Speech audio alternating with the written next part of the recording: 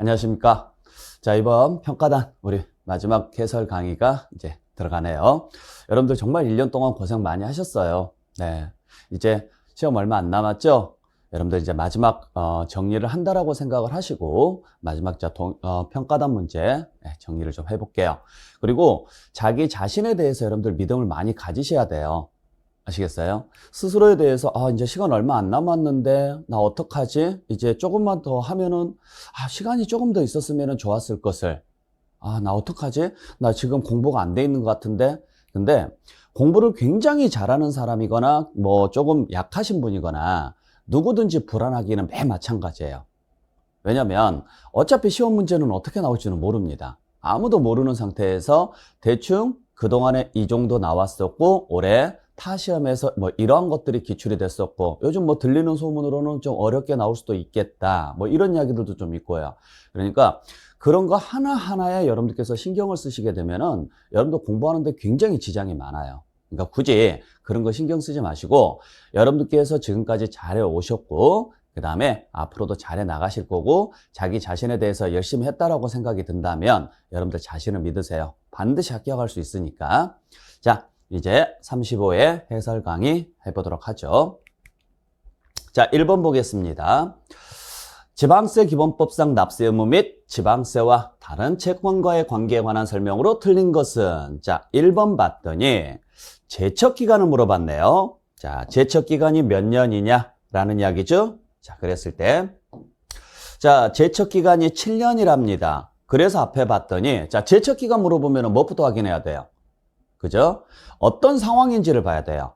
왜냐면 사기나 부정일 때는 10년, 무신고일 때는 7년짜리가 될 수도 있고 10년짜리가 될 수도 있고 등등등. 그 다음에 그 외에는 5년짜리니까. 그래서 앞에 봤더니 신고서를 제출하지 않았대요.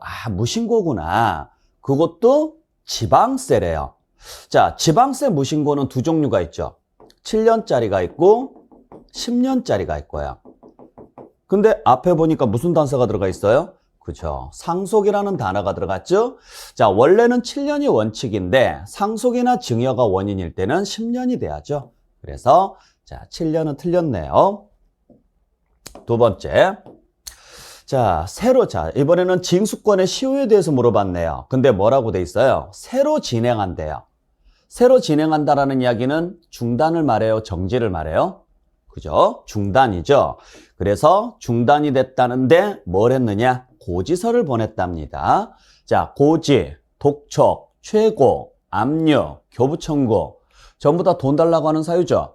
자, 돈을 달라고 이야기를 했으면은 징수권을 행사를 했기 때문에 소멸시효는 중단이 되고 그 중단된 기간이 지나면 다시 시작하는 거죠. 맞고. 3번에 보니까 진행되지 않는데요. 죄송합니다. 자, 진행되지 않는다. 뭘 이야기해요? 정지를 이야기하죠. 정지. 그죠? 그래서 앞에 봤더니 외국에 6개월 이상 계속해서 체류를 해야 된대요.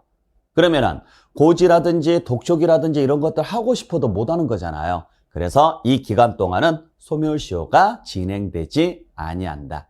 그래서 여러분들이 잘 보셔야 될 게 새로 진행한다 이 말하고 그 기간 중에 진행되지 않는다 이 문장을 정확하게 좀 판단을 좀 해주셔야 돼요. 자, 돈 달라고 이야기를 했다. 고지서나 독촉이나 최고장 등을 보냈다. 그러면은 소멸시효는요 중단이 되는 거예요. 정지가 되는 게 아니라. 그렇기 때문에 그 기간이 끝나면 다시 시작하는 거고 징수유예라든지 분할납부라든지 또는 소송이라든지 또 이런 것처럼 외국에 6개월 이상 체류를 해서 고지서 등을 보내고 싶어도 못 보낸다. 그러면 그때는요. 그 기간 동안만 소멸시효가 멈추는 거죠. 이걸 뭐라 그래요? 진행되지 않는다 또는 정지된다. 이렇게 표현을 합니다. 자, 그 다음에 4번에 봤더니 우선해서 징수한대요. 우선권에 대한 내용이죠. 근데 쭉 보니까 뭐가 보이느냐면 담보라는 글자하고 압류라는 글자가 딱 나오네요. 자, 그러면 담보하고 압류하고 다투면 누가 우선이에요? 그죠? 담보가 우선이죠. 그래서 담보물을 징수하는 경우, 압류한 경우에도 우선하여 징수한다. 맞는 이야기죠? 즉 담보가 압류에 우선한다. 그 다음에 5번에 봤더니 자, 재산세는 우선하지 못한대요. 우리 재산세 어떤 세금이에요?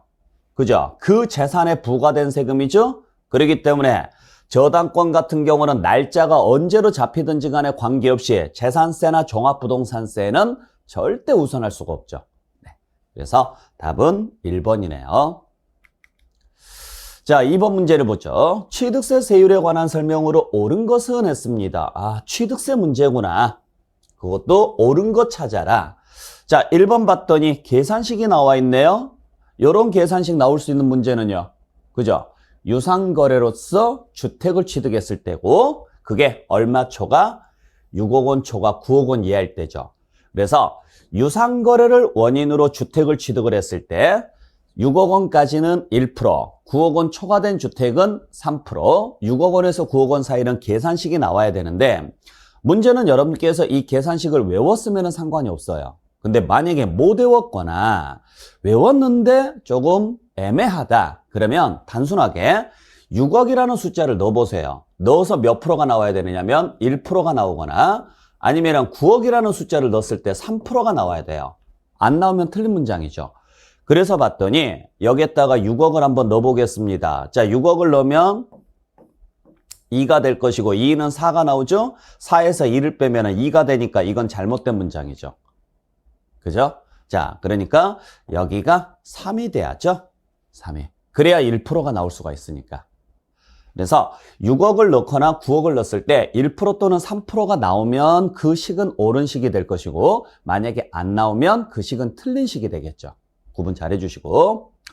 자, 2번에 봤더니 100분의 400을 합한 세율을 적용을 한대요.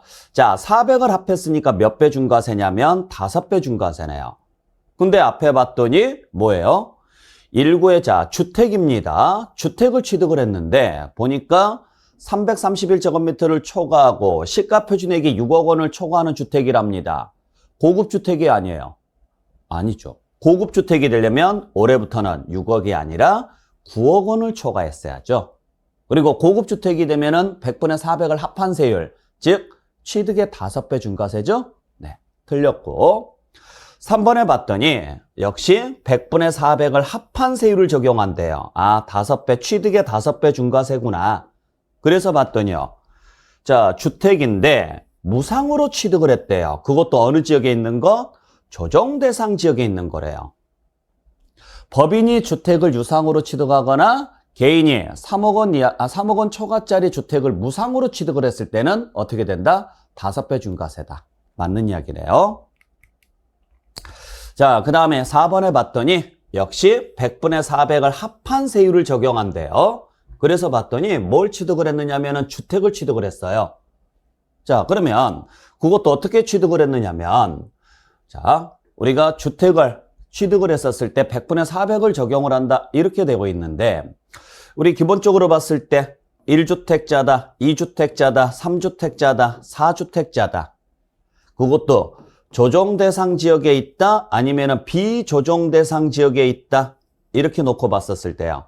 조정 대상 지역에 있는 주택은 2주택부터 중과세죠? 2배를 합한 세율, 즉 3배짜리고 3주택부터는요. 4배를 합한 세율인 5배짜리가 되죠. 하지만 비조정 대상 지역은 3주택부터가 중과세가 되죠. 그래서 2배를 합한 세율인 3배, 4주택 이상부터는 4배를 합한 세율인 5배가 되죠. 그래서 봤더니 조정 대상 지역 외의 지역이고 3주택자래요. 그러면 여기에 들어오죠. 그러니까 100분의 400을 합한 세율이 아니라 100분의 200을 합한 세율 이렇게 가야 되겠네요. 그리고 문제가 조금 잘못됐는데 여기에 정확하게 유상취득이라고 나와줘야 돼요. 네, 죄송합니다. 네, 기본적으로 말이 없으면 여러분들이 유상이라고 좀 알고는 들어가셔야 돼요. 좀 요 단서 때문에 약간 헷갈리신 분들도 있을 수도 있겠는데 어찌됐든 간에 조정대상 지역 외냐 조정대상 지역이냐 이걸 구분하는 문제는 어디에서 나오느냐면 유상취득일 때만 나온다 라고 보시면 되고 5번에 봤더니 중과 여부를 판단한대요. 주택수에 가산해서. 그래서 봤더니 신탁주택이네요. 신탁주택이면은 수탁자 게 아니죠. 위탁자 주택수에 넣어서 판단하도록 되어 있다. 그렇게 정리하시면 되겠네요. 자, 그 다음에 3번에 보니까 취득세에 관한 설명으로 틀린 것은 이랬습니다. 자, 1번 봤더니 뭐 한대요? 신고 납부할 수 있대요. 누가? 채권자는 누구를 대위해서? 채무자를 대위해서. 자, 이렇게 나왔네요. 올해 신설된 내용이죠? 네, 그래서 채권자 대위권에 대한 납세무자는 누구냐? 채권자 대위권에 대한 납세무자는요? 채무자죠? 채무자인데 채무자가 세금을 안 낼 경우를 대비를 해서 누가? 채권자가 대신 신고 납부할 수 있게끔 해줬죠. 꼭 기억하셔야 돼요. 그 다음에 2번에 봤더니 역시 신고하고 납부하래요. 그래서 쭉 봤더니 60일이 보이네요. 그러면 제일 먼저 확인할 것은 무엇부터 확인해야 돼요? 그죠? 상속이나 증여라는 말이 있는지 없는지부터 확인해야 돼요. 왜냐하면 상속이 나오면은 6개월이 나와야 되고, 상속이나 등기. 자, 상속이 나오면은 6개월이 나와야 되고, 등기가 나오면 등기 접수하는 날까지가 나와야 돼요. 근데 앞에 대충 봐도 상속이나 등기라는 말이 없네요. 그러면 60일이 맞고, 두 번째는, 자, 60일 앞에 글자를 보세요. 취득한 날로부터 이랬으면은 그냥 넘어가시면 되는데, 이러한 식으로 사유 발생일로부터 이렇게 나오잖아요. 그러면 한 번 냈는데 이번에 또 내는 걸로 봐야 돼요. 그래서 이중과세 문제가 생기거든요. 그래서 반드시 뒤에 가서 이 단서가 나옵니다. 이미 납부한 세액을 공제해라. 그때 공제할 때 가산세는 제외하고. 맞죠? 그 다음에 3번에 보니까 시가표준액으로 한대요. 시가표준액보다 적으면. 그러면 뭔만 아니면 돼요? 그죠? 사실상 취득가격으로 하는 경우만 아니면 되죠? 즉 국수공판장 부동산 거래신고에 의해서 검증되는 경우 그 케이스만 아니면 되네요. 근데 앞에 봤더니 화해조서네요. 화해조서면은 판결문 아니잖아요. 그러니까 맞는 이야기가 되죠. 자, 그래서 3번도 맞는 이야기고. 자, 4번 봤더니 100분의 80을 곱한 금액을 산출세액으로 해서 보통 징수한다. 이렇게 돼 있네요. 자, 우리 취득세 문제인데 80%가 나왔다? 그러면은 중과산세 문제라고 알고 계셔야 되는데, 자, 중과산세는요, 어디에다가? 그죠? 과세표준이 아니죠. 그죠? 중가산세니까, 가산세니까 어디에다가? 산출세액에, 세액의 80%로 곱해야죠.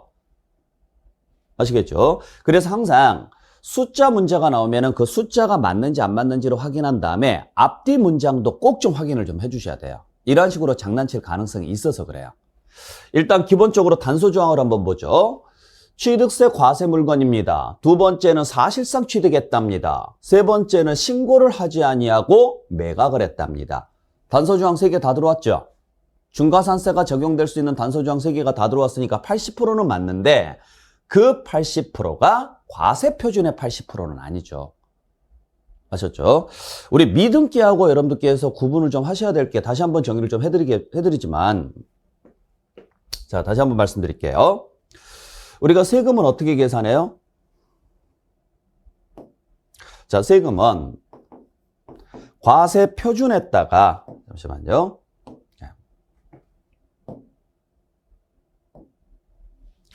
자, 세금은 과세표준에다가 뭘 곱해서? 세율을 곱해서 계산을 해요. 과세표준에다가 세율을 곱해서 뭘 계산할 거냐면은 세액이라는 걸 계산을 해요. 세액이라는 것을. 아시겠어요? 자, 그랬을 때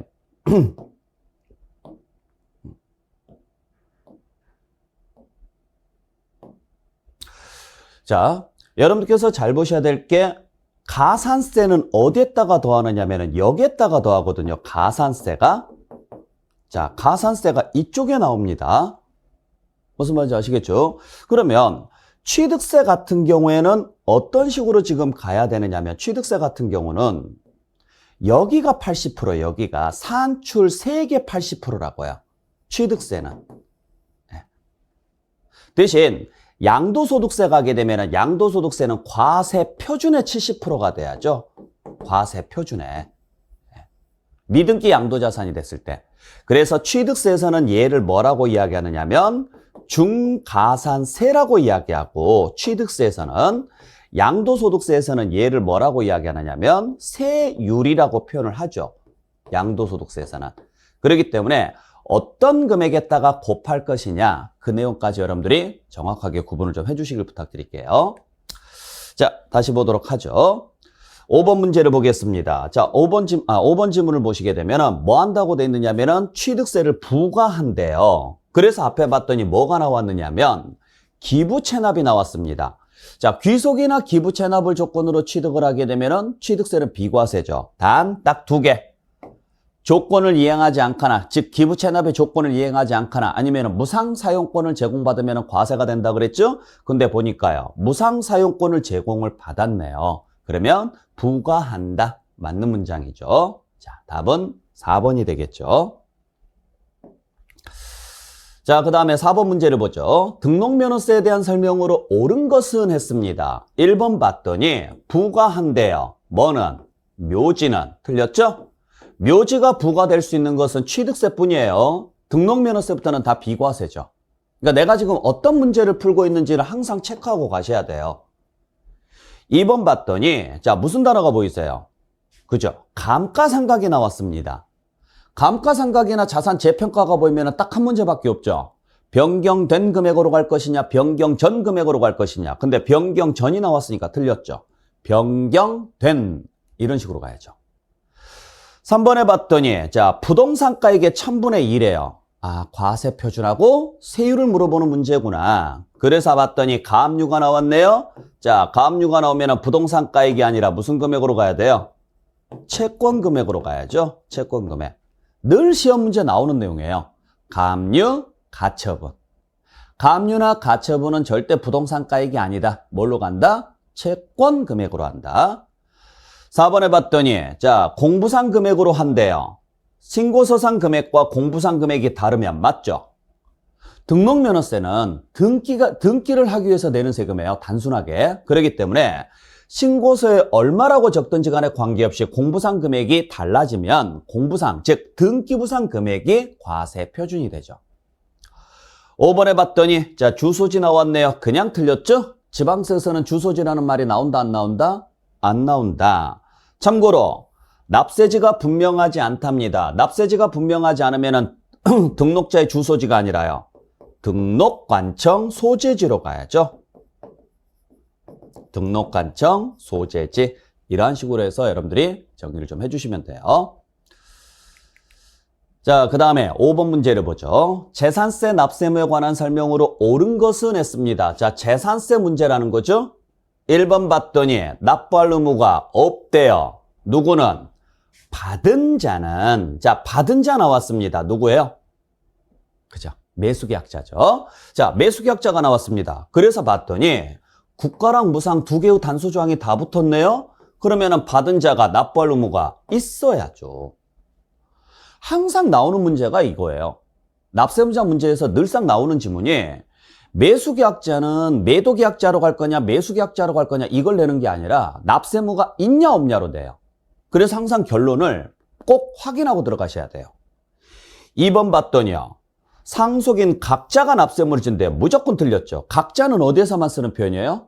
그죠. 취득세죠. 참고로 등기도 안 돼 있고 자, 뭐가 안 돼 있어요? 등기 안 돼 있죠? 그 다음에 뭣도 안 돼 있어요? 신고 안 돼 있죠? 그러면 누가 납세무자? 그렇죠. 주된 상속인. 이랬어야죠. 3번에 봤더니 납세무자로 본대요. 누구를? 수탁자를. 신탁은 틀렸죠? 신탁은 위탁자가 납세무자죠. 수탁자가 납세무를 지려면 단서가 붙어야 돼요. 뭐라고? 위탁자가 체납을 했어야 되고 위탁자 재산을 체납 처분을 했음에도 불구하고 부족액이 발생을 해야 돼요. 그럴 때는 수탁자가 납세무를 지지만 그런 말이 없다? 그러면 위탁자가 돼야죠. 4번에 봤더니 납세무자로 본대요. 누구를? 건물의 소유자를. 그래서 봤더니요. 주택인데 건물과 토지의 소유자가 다르대요. 자, 주택인데 토지 건물의 소유자가 다르다. 그러면 토지 건물가액을 합칠 거 아니에요. 그럼 소유자가 몇 명? 2명. 둘 중에 누가 납세무를 진다? 둘 다 납세무를 지죠. 그러니까 그 소유자를 납세무자로 한다. 이렇게 돼야죠. 그 소유자를요. 아시겠죠? 꼭 기억하셔야 돼요.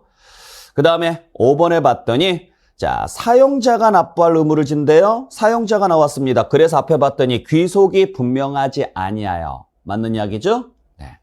자, 그래서 다시 한번 말씀을 드리지만은 여러분들께서 꼭 좀 확인 좀 해주셔야 될 게, 자, 집이 있다. 다시 한번 정리합니다. 자, 주택이 있더라. 근데 주택의 건물과 토지의 소유자가 다르다. 자, 소유자가 다르다면 첫 번째, 세금 계산할 때 세율은 어떻게 적용할 것이냐. 세율은 토지 건물가액을 뭐 하십시오? 무조건 합산하십시오. 합한 금액에다가 뭘 적용하십시오? 세율을 적용하십시오. 이렇게 가야죠. 그러니까 세율 문제가 나왔다. 그러면 무조건 뭐 한다고 하셔야 돼요? 합한다라고 나와야 돼요. 자, 그렇게 해서 뭐가 나왔으면 세액이 나왔으면 요 세액을 누구에게 합쳤기 때문에 소유자가 몇 명이 돼요? 그죠? 2명이 되죠? 요 두 사람 모두에게 납세물을 지워야죠. 그래서 누가 납세무자다? 그 소유자가 납세무자가 된다. 근데 연대납세무가 없잖아요. 연대납세무가 없으니까 이걸 뭐 해야 돼요? 안분해야죠. 그때 안분할 때 무슨 비율로? 그죠? 시가 표준액 비율로 이런 식으로 가야죠. 아시겠죠? 그래서 세율 문제가 나오면은 무조건 뭐 한다고 하셔야 되고 합한다라고 하셔야 되고, 납세무자 문제를 물어보면은 누가 납세무자다? 그 소유자가 납세 의무자다. 그렇게 해서 여러분들 정리해 주셔야 돼요.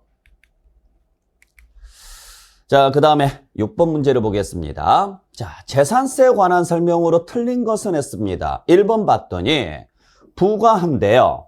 그래서 봤더니 군사시설이 보이네요. 자, 우리 군사시설이 보이면 제일 먼저 확인해야 될 거. 통제냐, 제한이냐. 그래서 봤더니 통제구역이네요. 다시 통제구역이라면 전답과수원 대지인지 아닌지. 근데 봤더니 전답과수원 대지네요. 그러면 부과한다가 맞죠? 아셨죠? 자, 2번에 봤더니요. 100분의 70을 곱한대요. 자, 70이라는 숫자가 나올 수 있는 물건은 토지죠.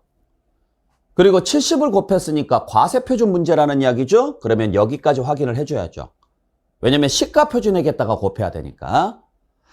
3번에 보니까 4단계 누진세를 적용한대요. 주택은 맞죠? 근데 비례세를 적용한대요. 누구는? 법인은 틀렸죠. 그죠? 자, 주택은 개인 법인 구분 없이 무조건 4단계 누진세입니다. 재산세는. 이 문제가 재산세 문제니까. 종합부동산세였으면 이 문장이 종합부동산세였으면 개인은 6단계 누진세고 법인은요, 비례세로 가겠죠. 근데 재산세는 상관없죠. 자, 일단 4단계 누진세가 나오려면 주택이 나와야 되고, 그때 개인 법인 구분 없이 무조건 뭐가 적용이 돼요? 4단계 누진세를 적용을 하는 거죠. 3번이 틀렸죠. 4번 보겠습니다. 자, 한꺼번에 징수할 수 있대요. 한꺼번에 징수할 수 있다. 이 말이 나오려면 단서조항 3개. 일단 주택이어야 됩니다. 두 번째는 20만 원 이하여야 됩니다. 세 번째는요, 7월 달에 내야죠. 7월 달에. 맞고. 5번에 봤더니 뭐 하래요? 신청하래요. 뭘? 물납을. 자, 물납 신청 물어봤으니까 뭐 1000만 원 초과다 이런 거 볼 필요 없죠. 딱 하나. 납부기한 10일 전까지 요 단어만 확인하시면 되죠. 참고로 분할 납부는 10일 전을 빼고 그냥 무슨 기한이라 그래요? 납부기한까지 이렇게 표현하시면 될 거예요. 아시겠죠? 자, 그래서 여러분들께서 다시 한번 확인을 해 주셔야 되는데, 요 3번 같은 경우 좀 주의를 하셔야 돼요. 일부러 지금 이 문제를 내드리는 이유가 뭐냐면 재산세랑 종합부동산세랑 헷갈리지 말라는 이야기예요. 그래서 다시 한번 말씀드릴게요. 정리를 해드린다 그러면 우리가 주택은 재산세는 개인 법인 구분 없이 무조건 4단계 누진세예요. 재산세는. 근데 종합부동산세로 넘어가는 순간 개인은 6단계 누진세로 바뀌죠? 6단계 누진세로 바뀌지만 법인은요, 비례세로 바뀌죠. 차등 비례세율로 3%짜리하고 6%짜리하고요. 그래서 재산세 문제에서 나왔느냐 아니면 종합부동산세 문제에서 나왔느냐, 이걸 구분해서 여러분들께서 확인을 해 주셔야 돼요. 항상 문제를 풀 때 재산세 문제인지 종합부동산세 문제인지를 여러분들이 정확하게 구분을 해서 정리를 해 주셔야 돼요. 안 그러면 알고 있는 문제도 굉장히 실수가 많이 나와요. 의외로. 특히 올해 같은 경우에는 6단계다, 4단계다 이것만 외워놓고 여기를 지금 넘어가시는 분들이 되게 많을 거거든요. 만약에 비교 문제가 나오면 이 문제는 100% 나와요. 그래서 여러분들 이거 확인하라 그래서 내놓은 거니까 다시 한번 정리해 주세요. 자, 그 다음에 7번 문제를 보겠습니다. 종합부동산세. 이번에는 이제 종합부동산세 문제네요. 틀린 거 찾아라. 1번 봤더니 12월 1일부터 15일까지로 한대요. 다른 거 읽어볼 필요 없죠? 왜냐면 종합부동산세는 고지서 받아서 내든 신고 납부하든 무조건 1일부터 15일까지니까.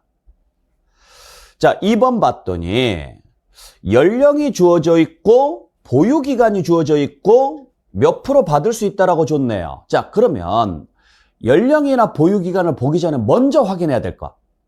그죠?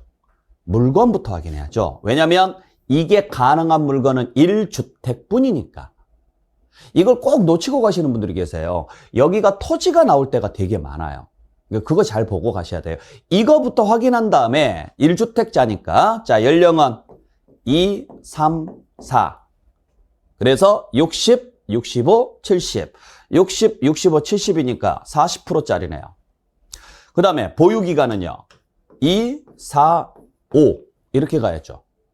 그래서 5, 10, 15. 자, 10이니까 40%네요. 합이 80%가 돼야죠.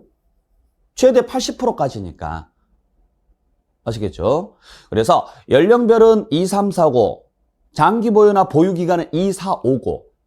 어차피 출발은 2에서 출발해요. 가운데가 3이냐 4냐 이 문제예요. 2, 3, 4냐 2, 4, 5냐.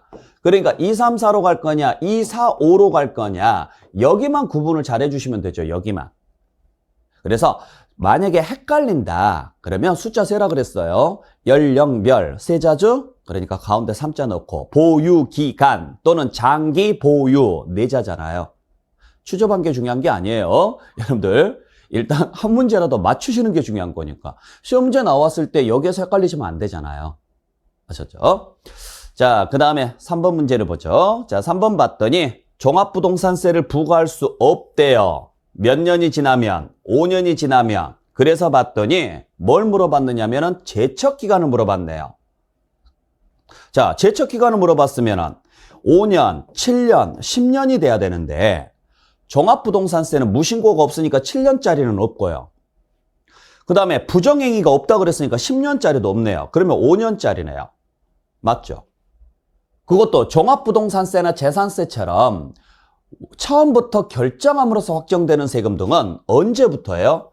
납세무가 성립한 날로부터 이렇게 가야죠. 취득세라든지 등록면허세처럼 원칙이 신고 납부하는 세금은요. 신고기한 다음 날부터라고 해야 되고. 잘 정리하시고. 자, 4번 보겠습니다. 과세하지 아니한대요. 분리과세 토지는 맞죠? 종합부동산세는 별도 합산 토지와 종합 합산 토지가 과세 대상이고 분리과세 토지는 과세 대상 아닙니다. 5번에 봤더니 자 80억이 나왔습니다. 80억이 나왔으니까 일단 물건부터 확인해야죠. 별도 합산. 맞죠? 두 번째는 납세무자냐 아니냐 물어봤습니다. 그러려면 80억을요. 뭐 해야 돼요? 그렇죠. 초과해야죠. 이 단어를 꼭 확인해야죠. 꼭 초과자 빼고 물어보는 문제가 있어서 그래요. 80억 원인 경우 이런 식으로 문제가 나오면 틀린 문장이에요. 자, 그 다음에 8번 보겠습니다. 양도소득세에 대한 설명으로 옳은 것은 이랬습니다. 1번 봤더니 자, 뭐 한대요? 필요경비에 산입하지 않는데요. 뭐는? 증여세는. 자, 증여세가 비용 처리되는 경우는 딱 하나밖에 없죠. 뭐예요? 2월 과세죠. 그러면 2월 과세인지 아닌지만 확인하면 되는데 5년, 배우자, 토지. 자, 2월 과세 요건 3개 다 나왔네요. 자, 2월 과세가 되려면 거래 당사자가 배우자나 직계존비속이어야 됩니다. 배우자 나왔고, 두 번째, 거래 물건은 부동산이거나 부동산을 취득할 수 있는 권리이거나 아니면 회원권이어야 됩니다. 부동산 나왔고, 세 번째는 증여받아서 5년 이내 양도해야 됩니다. 5년 나왔고. 자, 세 가지 요건 모두 충족했으니까 2월 과세고, 2월 과세면 증여세는요, 필요경비에 산입해야죠. 자, 2번 보겠습니다. 양도가액이 10억이래요. 그래서 봤더니 누구랑 거래했어요? 특수관계인에게 뭐 했느냐면 양도를 했대요. 아, 부당행위 계산 부인 규정이구나. 얼마에 팔았느냐? 8억에 팔았대요. 시가가 얼만데? 10억인데. 자, 시가보다 싸게 팔았습니다. 그러면 양도가액이 줄어들었으니까 부당행위가 맞고. 자, 8억에 거래한 행위는 부당행위 맞죠? 세금을 줄이는 행위였으니까. 그러면은 부인을 할지 말지를 따져봐야 되는데 요 두 개의 차이 2억이 얼마를 넘어야 돼요? 시가의 5%나 아니면은 3억을 넘어야 되는데 3억은 안 넘었네요. 근데 10억에 5%면 5천만 원이잖아요. 5천만 원은 넘었죠? 자, 그러면 요건 충족했습니다. 요건 충족했으니까 실거래가가 아닌 뭘로 가야 돼요? 그렇죠. 시가로 가야죠. 그러니까 10억이 맞죠. 그래서 혹시라도 이걸 계산할 수 있으면 좋으신데 만약에 계산이 안 된다 그러면 특수관계인 보이고 시가랑 실거래가가 보였다. 그러면 그냥 시가로 가세요. 어지간하면 시가 쪽으로 가는 게 정답률이 높아요. 여러분들 정리하시길 바라고. 자, 3번 보겠습니다. 3번 봤더니 뭐 한대요? 이를 공제하지 않는 금액으로 간대요. 뭐 계산할 때? 취득가액 계산할 때. 그래서 봤더니 중간에 무슨 단어가 나왔느냐면 사업소득금액 계산 시 필요경비에 산입했대요. 자, 딴집 가서 비용 처리받았대요. 딴집 가서 비용 처리받았으면 우리 집에서는요. 넣어주면 안 되잖아요. 그러니까 공제한 금액으로 한다 이랬어야죠. 공제하지 않는 금액으로 한다가 아니라. 무슨 말인지 아시겠죠? 즉 취득가액이 예를 들어서 10억이에요. 취득가액이 10억이면 당연히 10억을 공제를 해야죠. 근데 10억 중에서 6억을 사업소득금액 계산할 때 필요경비에 산입했어요. 그러면 10억에서 6억을 뭐한? 공제한 나머지 4억만 취득가액으로 잡아야죠. 문장이 되게 어렵거든요. 되게 좀 약간 까다로워요. 그러니까 익숙해지셔야 돼요. 이 내용이. 자, 그 다음에 4번 보겠습니다. 4번 봤더니요. 기본공제가 안 된대요. 자, 기본공제가 안 되는 것은 미등기 하나밖에 없죠. 그러면 아, 얘는 미등기 문제구나. 미등기인지 아닌지만 확인하자. 봤더니요. 환지처분 공고 전에 양도를 했대요. 그러면 등기를 못 받고 팔았죠. 그러니까 미등기다 아니다? 아니다. 아니니까 받을 수 있다라고 해야죠. 자, 5번 보니까 피상속인이 취득한 날로부터 간대요. 자, 피상속인이 취득한 날로부터 갈 수 있는 경우는 딱 하나밖에 없죠. 어떤 경우? 세율. 그래서 봤더니 세율이 나왔네요. 자, 얘만 나오면 다행인데 얘가 같이 나왔으니까 안 되죠. 그러니까 이런 문제도 마찬가지예요. 여러분들이 피상속인이 취득한 날로부터 한다라는 걸 다 안단 말이에요. 아, 이건 세율 문제구나. 세율에서만 적용한다. 세율 보였네? 하고 맞다고 넘어가요. 근데 세율을 빼고 얘만 내면 아, 얘는 틀린 문장이다라고 할 수 있는데 같이 넣어놓으면 얘만 보이고 얘가 안 보인단 말이에요. 그래서 잘 보셔야 돼요. 공시세법이 마지막 3교시 때 시험을 보기 때문에 여러분들이 1, 2교시 때 여러분들이 체력의 거의 90%를 쓴단 말이에요. 그러니까 마지막 3교시 때는 거의 멍한 상태에서 시험을 볼 수가 있어요. 그래서 알던 문제들도 놓치고 가는 경우가 되게 많아요. 그것만 안 놓쳐도 여러분들 합격하는 데는 전혀 지장 없습니다. 아시겠죠? 조금만 더 집중하셔야 돼요. 자, 그 다음에 9번 문제를 보겠습니다. 자, 9번 문제 봤더니 틀린 것은 했습니다. 양도소득세 문제죠? 그래서 보니까 1번 보니까 신고하래요. 양도일, 분기, 2개월. 자, 일단 3개 나왔으니까 됐고 봤더니 신탁수익권이네요. 자, 우리가 주식하고 토지거래 허가구역 그 다음에 토지거래 허가구역에서 허가받기 전에 대금을 청산했다. 두 번째, 부담부증여. 그 다음에 주식. 이거 빼고는요, 양도일. 달의 말일이라고 했어야죠. 달의 말일. 분기는 없어요.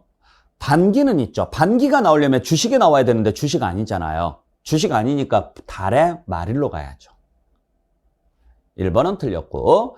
자, 2번 봤더니 예정신고하래요. 무조건 맞죠? 예정신고를 생략할 수 있는 경우는 없으니까.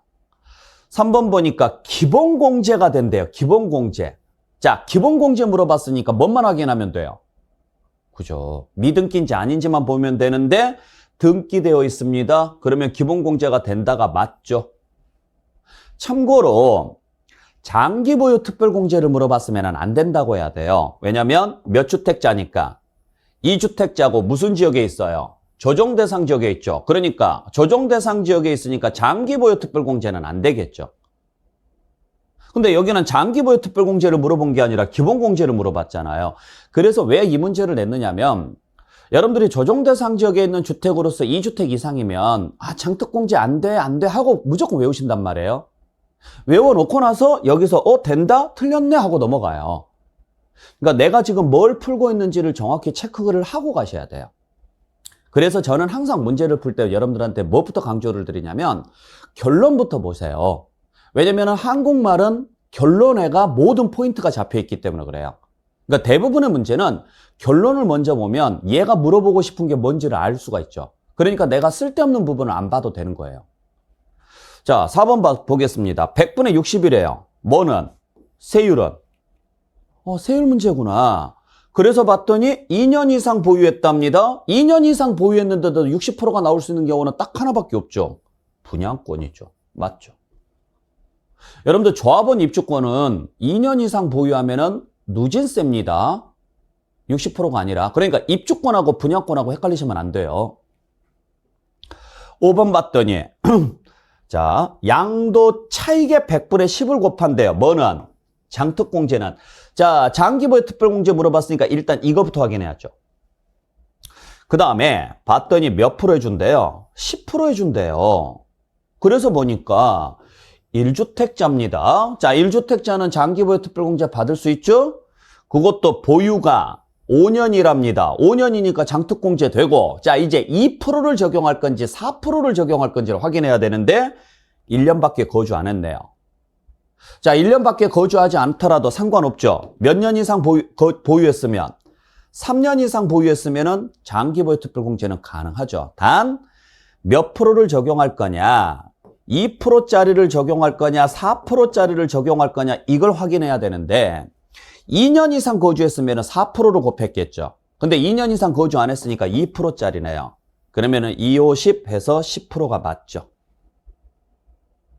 아셨죠? 자, 마지막 10번 문제 보도록 하겠습니다. 자, 10번은 사업소득에 대한 설명으로 옳은 것은 했습니다. 사업소득이니까 임대 문제구나 라는 걸 알 수가 있죠. 그래서 1번 봤더니 부동산 업에서 발생하는 소득으로 본대요. 즉 사업소득으로 본대요. 근데 뭐가 보이세요?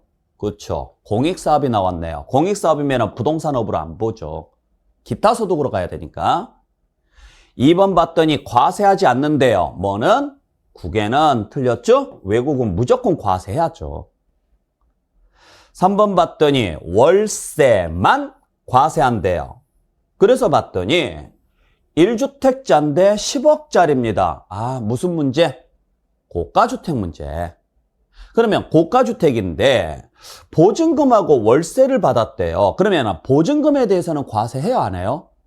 안 하죠. 왜냐면 보증금에 대한 간주임대료는 최소한 3주택 이상일 때만 나오니까. 대신 월세는 1주택은 원래 비과세해줘야 되는데 고가주택은 과세죠? 그러니까 월세만 과세한다. 맞는 이야기죠. 4번 보니까 총 수익금액에 산입한대요. 뭐를? 보증금을. 자, 주택 보증금입니다. 자, 물건 확인하셔야 되고 월세인지 보증금인지 확인하셔야 돼요. 왜냐면 상가를 물어볼 수가 있어서 그래요. 아셨죠? 자, 주택이고 보증금에 대해서는 방금 말씀드렸던 것처럼 최소한 몇 주택 이상이 돼야 돼요? 그죠?